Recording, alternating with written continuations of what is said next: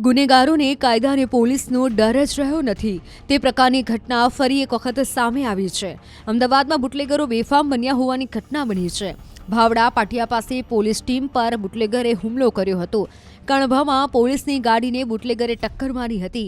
દેશી દારૂ ભરેલી ગાડીથી પોલીસની ગાડીને ટક્કર મારી હતી। ટક્કરથી કણભાના એએસઆઈનું મોત નીપજ્યું છે, જ્યારે એક ઘાયલ છે। બુટલેગરની ટક્કરથી એએસઆઈ બળદેવજી મરતાજીનું મોત નીપજ્યું છે।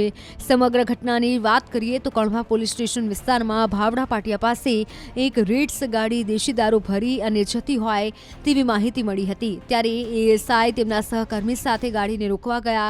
જ્યારે તેમણે ગાડીને રોકી ત્યારે ગાડીના ચાલકે પોલીસની ગાડીને ટક્કર મારી હતી। આ ઘટનામાં બે પોલીસ કર્મચારી ગંભીર રીતે ઘાયલ થયા હતા અને તેમને સારવાર માટે ખસેડવામાં આવ્યા હતા।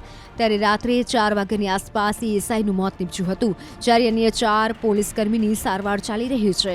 એએસઆઈનું મોત થતાં પોલીસે હત્યા સહિતની કલમો હેઠળ ગુનો દાખલ કર્યો છે।